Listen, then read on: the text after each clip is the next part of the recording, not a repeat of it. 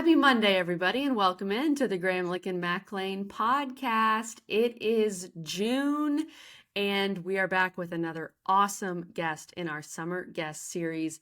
Mac, just a little behind the scenes, pull back the curtain for the listeners. And I think we said this at some point. We recorded all of May's episodes in April before I had my baby. I am no longer pregnant. It's great. I was starting to get tired of it. But yeah, I have like a whole month old at this point. His name is Jacob. He is the best thing ever. And so, and as Mac and I were trying to record the intro outro for this episode, both of our babies started crying. So we had to go record it at a separate time. You know, just being stay-at-home parents, you know, that's what we do. You know, we got to deal with these children. But no, it's awesome, KG. So happy for you and Nick. Little baby boy is just killing it. It's so much fun, and I know you guys are having the time of your life. I know it probably feels a little slow right now, but believe me, 8 months flies by. Okay, it's crazy when I look at Amelia. So they do start sleeping. They do start sleeping. But you're killing it. You're doing good. You're getting on a little routine, all this stuff. Trying. You guys are killing it. And I tell you who else is killing it. Our guests on this show. I mean, they have been unbelievable. Really appreciate everyone's support, tuning in and listening to these. And the train does not stop today, KG, as we are off and running. We have my brother Kevin Negandhi coming on. And man, it's something where there's guests, like you love every guest, right? Like, because you're excited and you bring them on.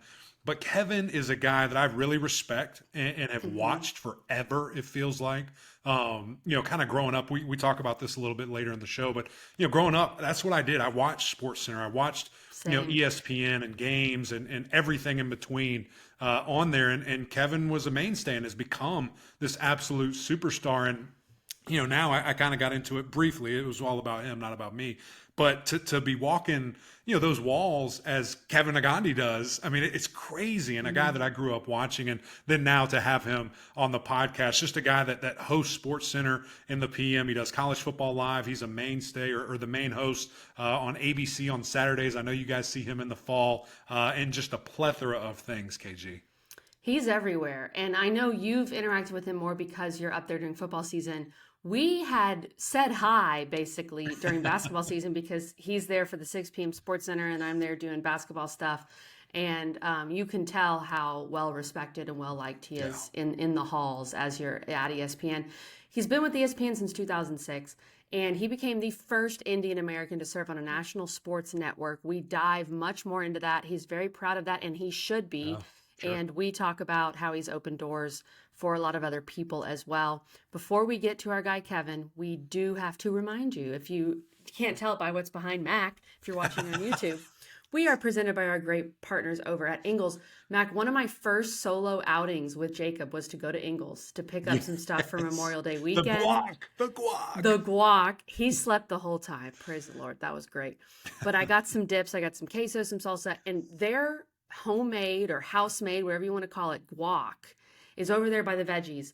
Their guac is some of the best guac you will find out there. And people were echoing that on Twitter when I posted it too. Sure. So if you're looking for some dips for your summer cookouts, whatever you're doing, make sure you go grab that Ingles guac, Mac. The people were all in on the people guac. Knew. I mean, it was impressive, KG. When you posted that out there, I was like, yeah, that guac looks really good. And then it's just like person after person saying the guac. You got to try it. It's the best ever. Well, here's what you also got to try. Their meat is just the best. Any form or fashion, that's what they do. It's literally tippy top of the line. And I'm doing some chicken wings right now as we speak, KG. I've got my Traeger app rolling. I'm going to pull it up. I'm going to prove it to you guys. Max Meat is rolling right now. I've got some wings on there. They've been on for about 25 minutes, 30 minutes. I'm flipping them, and we're going for another 30 minutes, and they're going to be so crispy. You'll see it on social media. Check them out. But before we get to our great interview with Kevin, let's hear a message from our sponsor over at Ingles. We know your closest companions are the ones who are always there for you. The ones you trust to have your back, no matter what. Who make the hard times a little softer, and the good ones, somehow, a little better. That's what family is all about, whether they walk on 2 legs or 4. Ingles, all the ingredients for family. Kevin, welcome into the show, man. Thank you for joining us today. We really appreciate you. Eric Kelly, it's my pleasure to be with you guys. I know you guys are enjoying the off season, but I do appreciate that both you guys are still working hard. That's right. Oh, yeah. That's right. Hardly working hard, whichever one you want to call it. Man, when I was preparing for this conversation and just you're amazing. You've done so many things. I was just picking and choosing where I wanted to be. And honestly, I wanted to go back to just the beginning in sports. Why is it so special to you? Is it something that, man, you just always have wanted to be a part of? Let's go way back to young Kevin Negandhi walking around and wanting to be a sportscaster.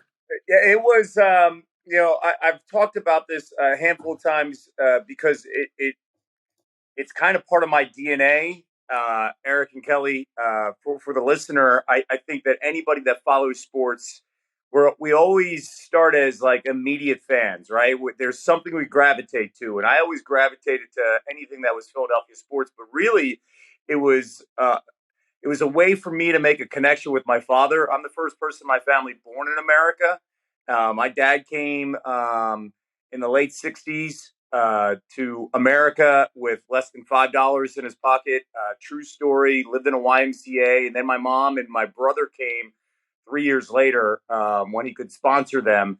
And so when I was born in '75, I really remember just my fondest memories with my dad as a young boy was just watching Eagles football games and watching the Phillies and the Sixers and listening to him curse at the TV screen. And I was always the voice of reason, trying to calm him down. And my father loved cricket. He wasn't an American sportsman.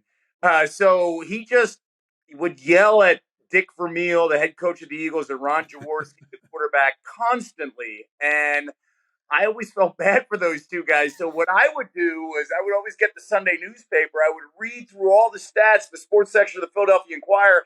And then when he would yell at Ron Jaworski when I was 6 and 7, 8 years old, I would look stuff up and tell him, "No, Dad, he's not that bad," or like that's kind of my relationship with my father that got me into sports and kind of like telling a story and trying to explain things to an audience.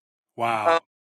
And then to call, Jaws a friend, a colleague and a friend when I came to ESPN 17 years ago was kind of surreal. To interview Dick Vermeil multiple times is really surreal in my career. But I those are my fond memories. I'd go outside and play sports.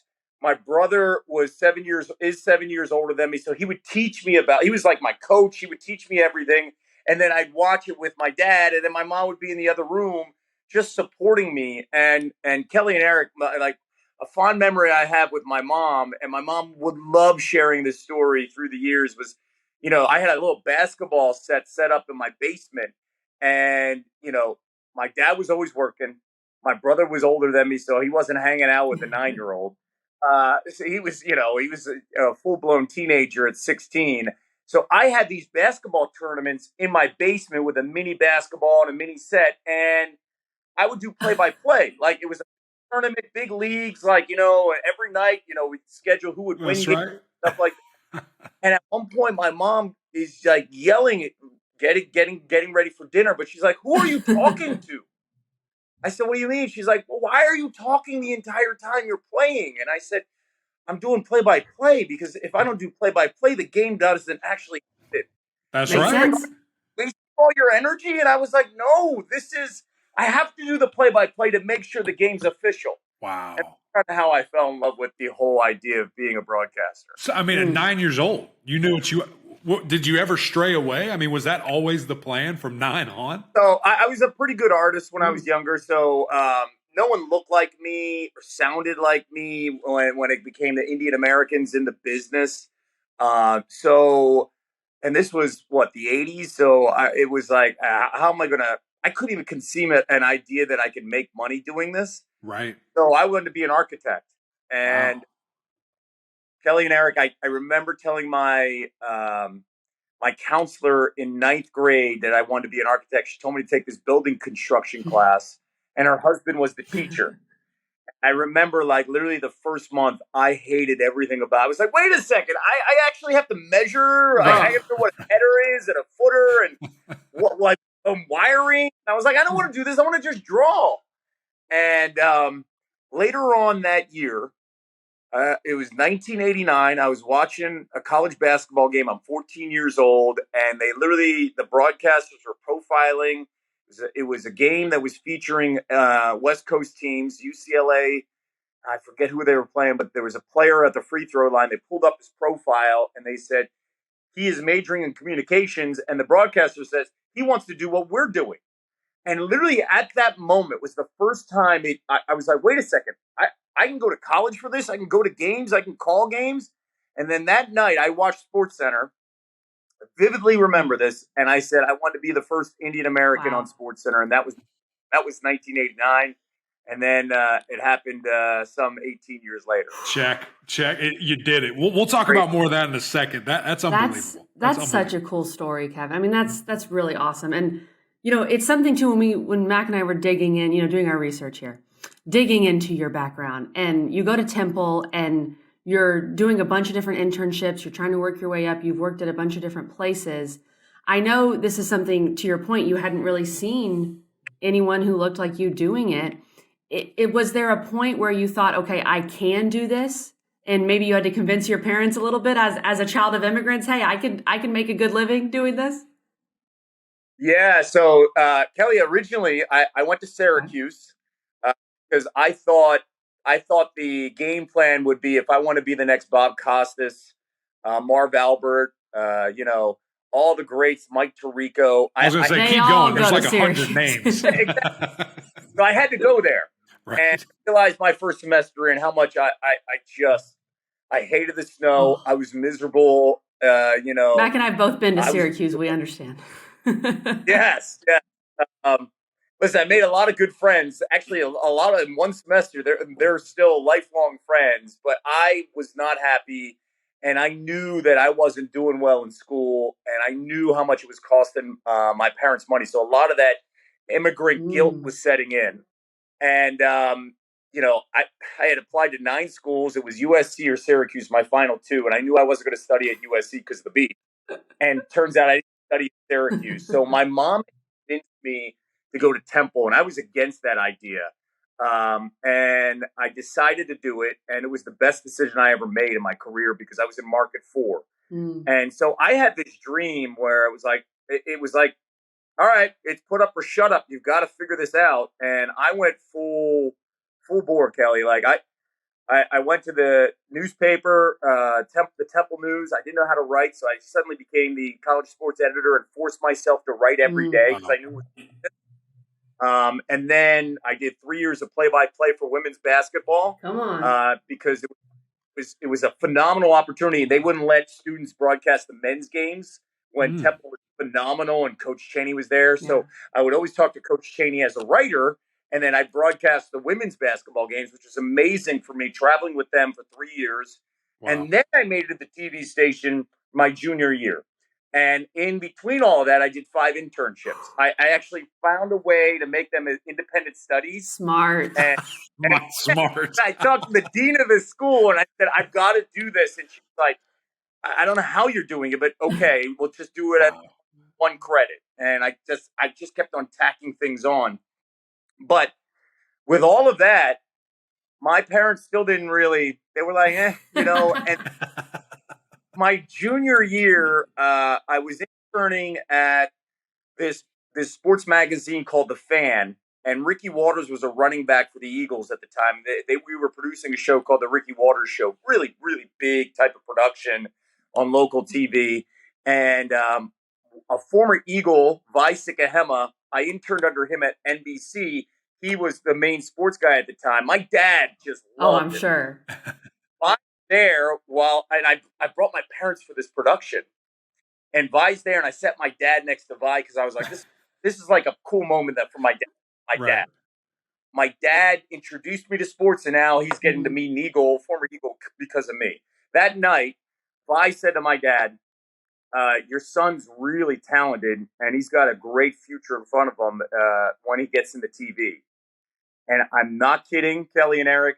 That night, my dad drove home and told my mom, his wife, this is what he's going to do. And wow. somebody out from the outside convince them, not me. Right. And then, like even my 45 years into ESPN, my mom, who was my biggest fan, was still telling me to take the LSAT, was telling me to go because it was the steady job. Right.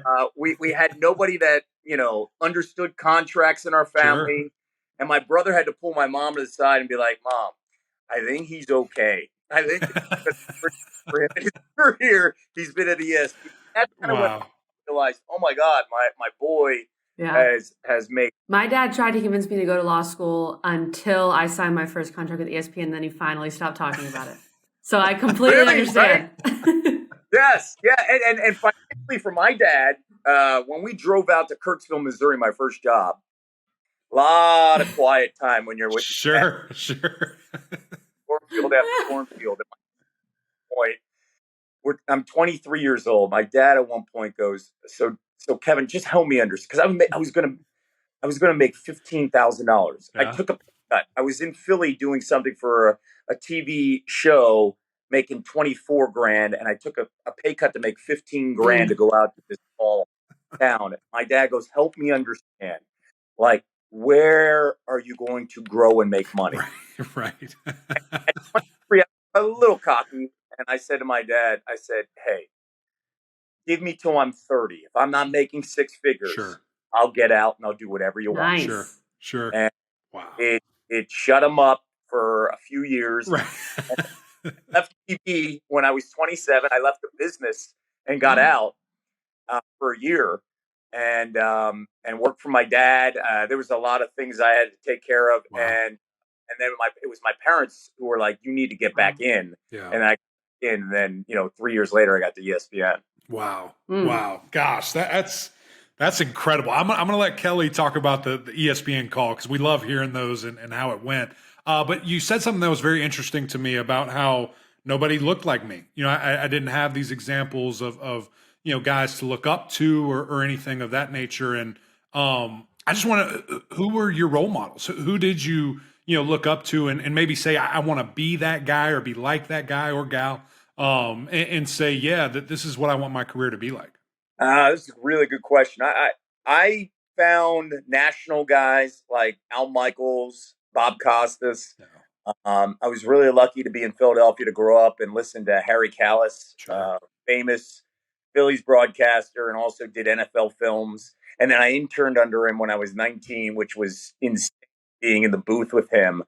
And then there were some local guys that did TV, like the late, great Gary Papa, who was in that market, who took me under his wing and really helped me, guided me. But I tell a lot of college and high school potential broadcasters that seek out people, ask questions. So whenever I would go to these events, I was in market for. Temple was a top 25 team. I was covering the Sixers, the Eagles, the Phillies, the Flyers, because we had a pass for our radio station. I'd go to these events and just run into guys at the Philadelphia Inquirer, the Philadelphia Daily News, all the local TV guys. And I would just honestly ask them, really, they seem like dumb questions, but I tell kids they're not dumb questions until you get those answers. And they would take the time. There was one story I'll never forget, that there was a guy that always come into the Temple press conferences dressed up in a suit, always to the nine, the sharpest dude. And meanwhile, everybody's in like polos and, following a beat is not fun, especially in the 90s, where you're working under deadline to get it for the print. And so I went up to him one day while we were waiting for Coach Chaney, and I said, hey, why do you dress up in a suit all the time? You're writing. You're not on the air. Like, help me understand. And he goes, Kevin, to be the part, you've got to look the part. And I was like, interesting. And I took that as a note that from here on out, I can't look like a bum. Right. I want to have respect, right? Sure. Turns out that guy was Stephen A. Smith.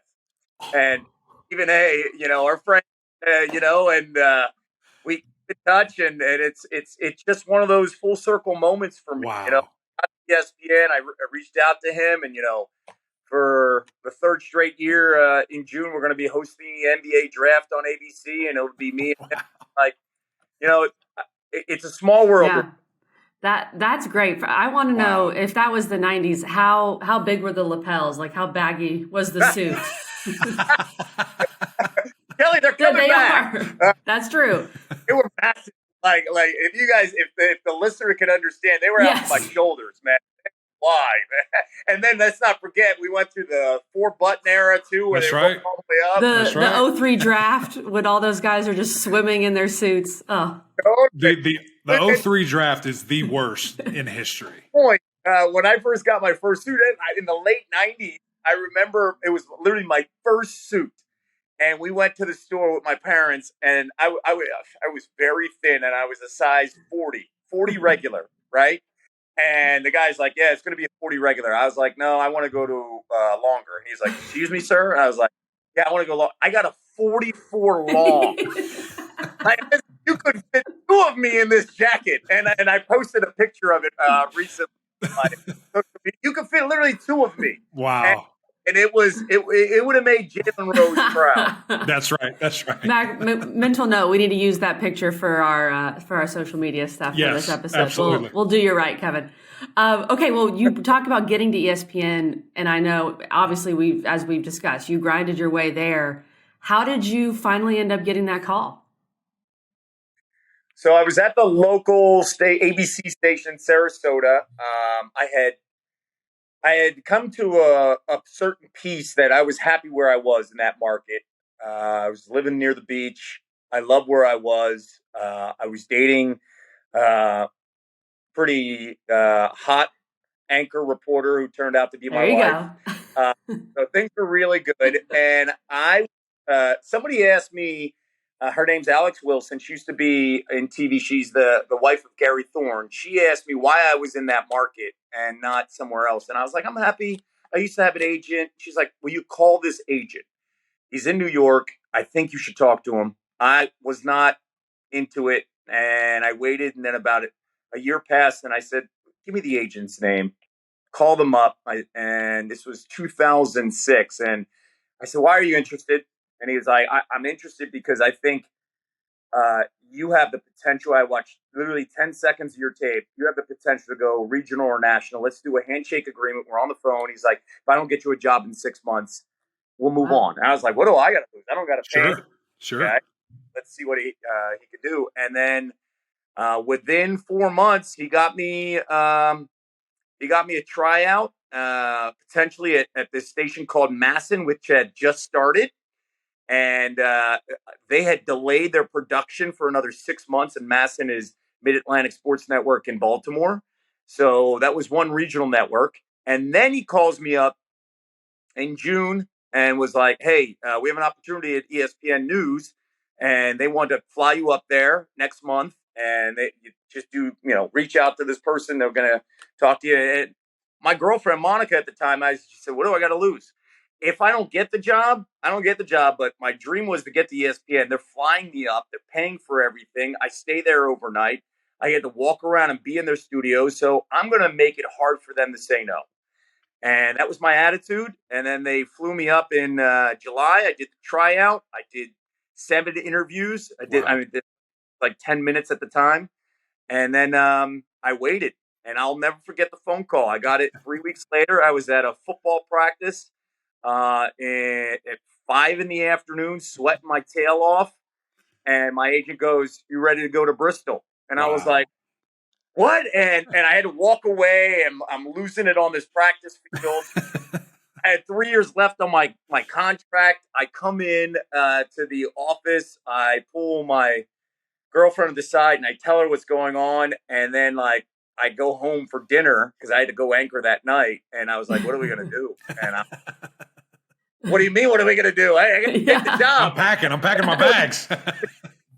There's no way I can come in 2 weeks. They're like, we need you in 2 weeks. So I went to my boss's office the next day, and I told her, and her face, she was an amazing boss, news director, Kay Miller. Her face just was like, are you kidding me? And she left the room, came back 5 minutes later with the GM, and the GM shook his hand.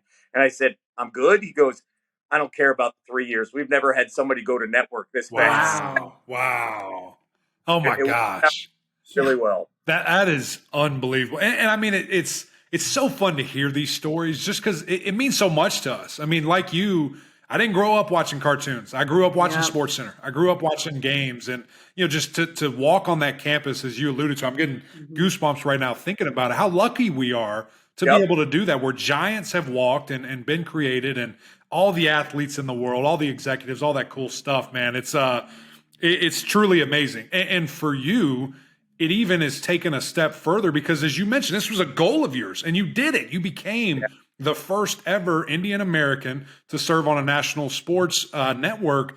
And it's funny, again, we're doing this research, we're looking stuff up. You posted, this tweet 13 years after, you became that. You and Zubin, to our immigrant parents, 2 Indian Americans hosting SportsCenter tonight. Never thought I would see this, let alone be a part of it. Zubin and I promise to work hard and make our families proud. I want to get this super, because this is a big deal. It's really important. Why was that so important to you? Why is that such a big deal for you, for everybody else in the world to see that? Because there's not people that look like us in this profession who, I mean, we all have those childhood dreams, but when, especially in my culture, sharing the experience of my father trying to kind of grasp it, and he needed somebody else to convince him. Really hard to convince your parents internally, hey, I take this step, because the Indian culture is, when you come to America, you study, you better get a great education, because education opens up to a job that's going to be giving you stability that leads to a family and respectability. And when you have that kind of built in to your DNA, and it's hammered home every single day, what'd you do? What'd you do? What's your grades? Are you maintaining? Are you holding a good social standing? Are you not embarrassing your family? Like, it's really hard to explain to them that I can go into a field that has literally no stability, as we all know, right? For contract to contract, you're only as good as your last broadcast. That's right. And how can I maintain something like that? And for anybody to understand, like, the best story I could ever share is that when a few years into the gig, I was at a workshop conference at Columbia, and for Asian Americans, and this young Indian writer, she was a freelancer for Vanity Fair, was like, "Do you have a second? Can I talk to you real quick?" And I was like, "Yeah." She's like, "I want to share a story." She's like, "I'm a writer from Vanity Fair, a freelancer as well. I just want to say you have changed the course of my brother's life." And I was like, "Well, what do you mean?" She's like, "Listen, I'm in the media, but my mom insisted my younger brother, he's going to be a doctor. And for years, you're going to be a doctor, you're going to be a doctor, you're going to be a doctor. There's no question, we're mapping this out." And this is a young boy that was, a young teenager. So he was in like 8th and 9th grade. You're going to be a doctor, you're going to be a doctor. Well, one day he was sitting down in 10th grade. It was the summer, and he's talking to his mom, and his mom's like, "Let's start looking at schools. Let's plan things out. What's next?" And all. And then he's like, "Mom, I'm going to be a sportscaster." And she says to her son, "There's no one that's a sportscaster that's Indian. There's no one that looks like you. Show me one person that looks like you." Wow. He literally got up and went to the TV and turned on ESPN, and I was on the air that morning because I did SportsCenter in the morning for 7 years. My face popped up in the name, and he goes, "Look, Mom, look at his name. He's Indian American. Look what he's doing." And at that moment, the mom said, "I had no idea. Wow. How do we get there?" Wow.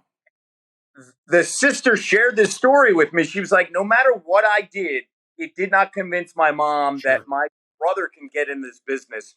You popping up on TV was proof for my mom to actually believe in it." Wow. So when I posted that, it is with those stories. And I hear from so many teenagers who are Indian American that are putting together podcasts, and parents who are like, "You are my son's role model. You're my daughter's role model. She wants to do this." And just thank you. I take great pride in that, because I just think of the struggle that young kid would have had to explain to their parents. Yeah. I want to do this, when the parents are like, "I don't see it because it's not in front of me." Sure. And those are the stories that I take great pride in. When I'm on air, it's heavy. I did this the first time I was on SportsCenter. I was like, "You better not screw this up, because you're not representing your name, your family, Temple, Philadelphia. You're representing a hell of a lot of people that are watching you, and basically first impressions are being judged. Yeah, and that's. I wanted to ask you. You hit it right there. Did you feel that? Do you still feel that pressure? Being the first ever. I mean, there's hundreds of thousands of millions of me. I mean, there's one of you, and you're the first one. I mean, do you feel that, or did you feel that? Yeah, and foolish. No one put that pressure on me. You carry it with you. It's again like part of your skin. You carry it no matter what. Like, right. Hey, I've got to nail this.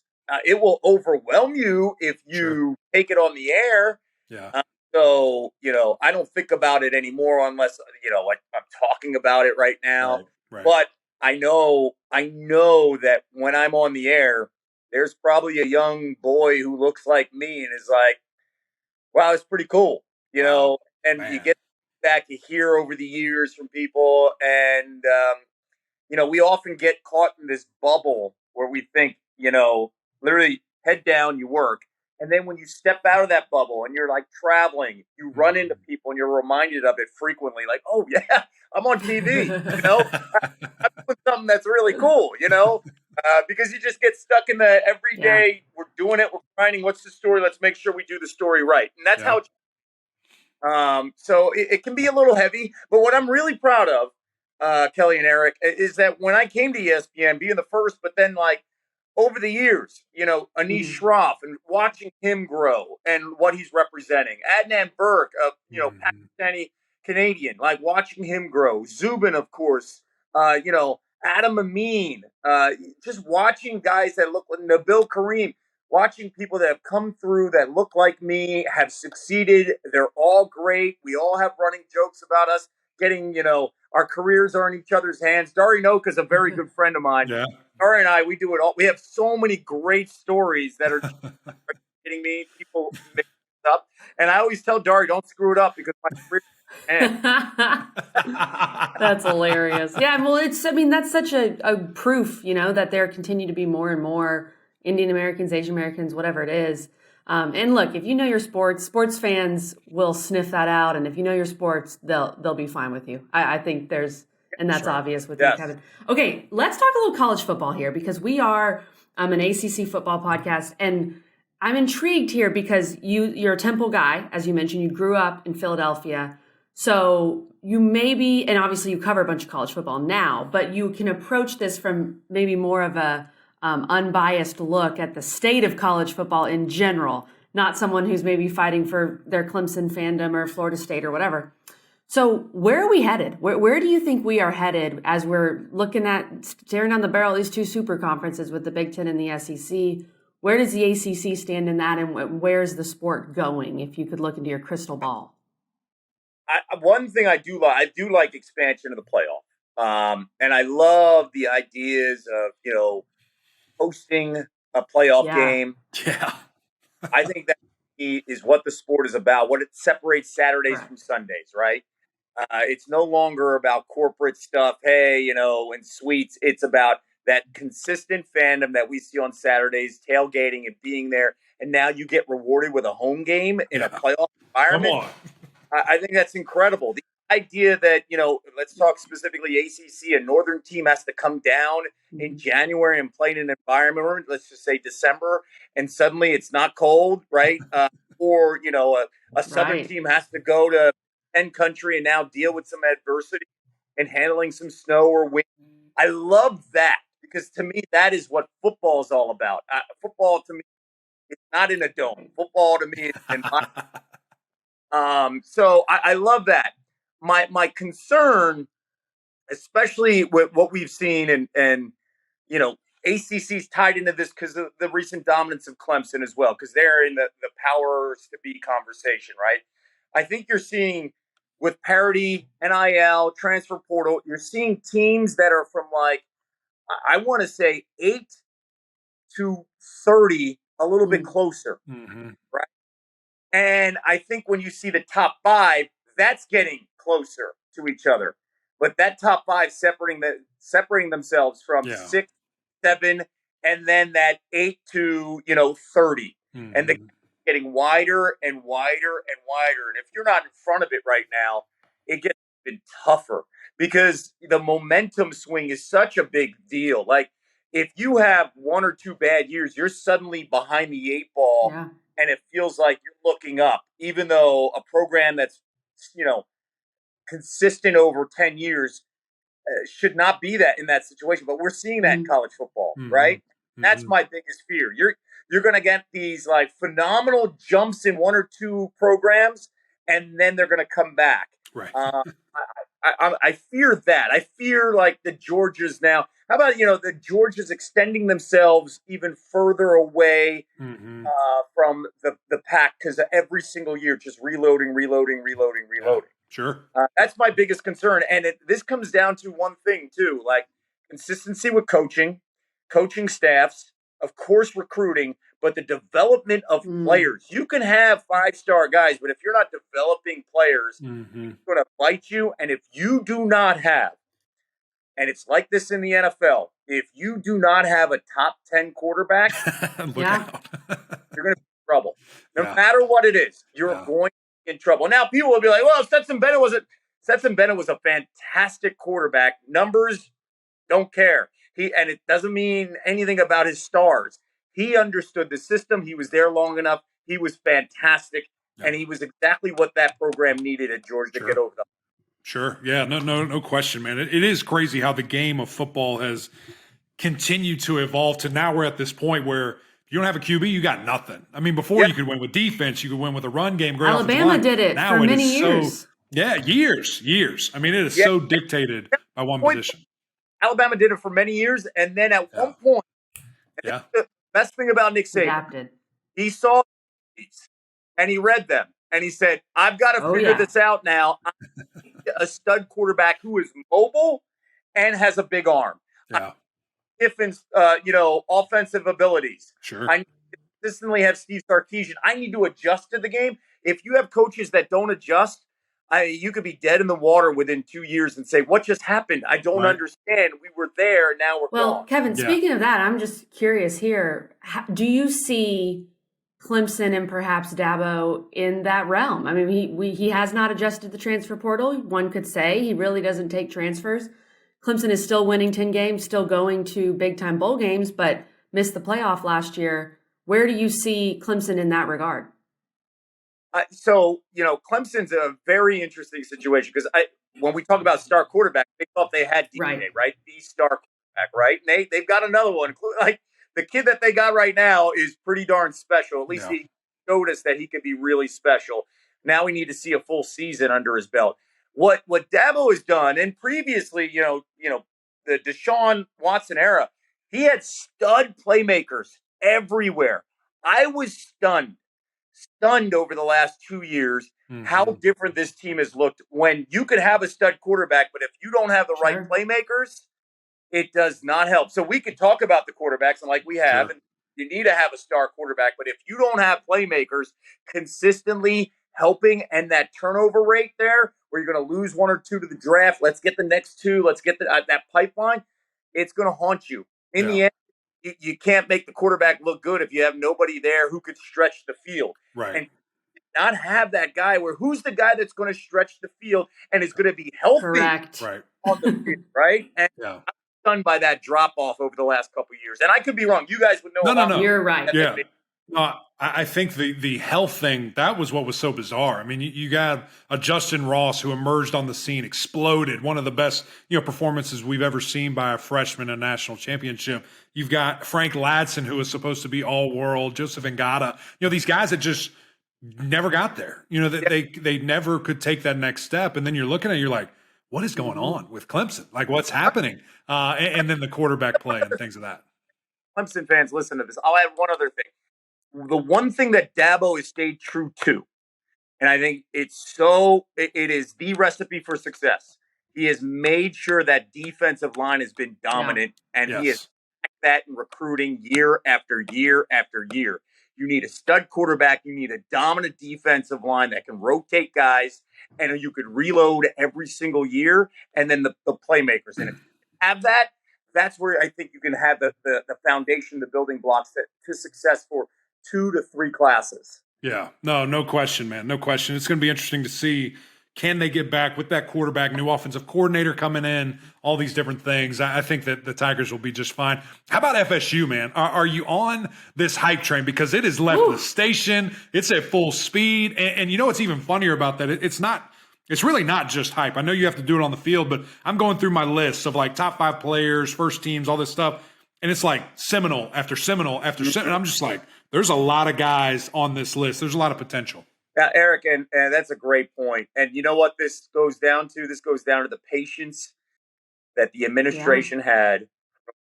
Because there was a time, it was shaky ground a couple years ago, and it was like, uh-oh. And they've got to make a decision because of the instability that we had seen in previous regimes for multiple years, right? FSU's back. And when FSU's back with the swagger and the recruiting, it makes college football so much better. And I will say, as somebody that covered college football in Florida for 6 years, I was there when Peter Warrick was there. I was there specifically when I watched the 2001 Hurricanes. I was there with the Tebow era and Spurrier, and even when they had Grossman. Florida is such an interesting hotbed because you need one of those programs always to be on top. And it was really weird. It was always cyclical, right? It's Miami, Florida's the next upcoming, Florida State's reloading, right? And then you would always see somebody in that circle moving up and down, moving up. Right. And over, there was like a 5-year window, UCF took it, right? It was stunning to see that those 3 programs I mentioned could not get out of their own way. And now with Florida State coming back, and maybe Cristobal is doing the right things. He can recruit. We know that. Can he consistently get the right coaching? Can they turn the quarterback around? Because I really like the quarterback. I was stunned about his regression last year. Sure. I don't know about Florida because I'm stunned about where they are right now. But can you get the rotation back, right? Where we see the cycle? Because the ACC desperately needs Florida State and Miami to be back to help Clemson and make them more of a power. Yeah. Let's not forget about my boy Mac Brown in North Carolina. That's right. You're preaching to the choir, man. We need them. And I think this could be a really positive year for the conference. We'll see. But, dude, this was so much fun. I appreciate your time. We went over a little bit. Really love your story and hearing it from you directly. Appreciate you big time. Kelly, I'm honored. Matt, Eric, I'm honored to call you guys teammates, man. It was my pleasure.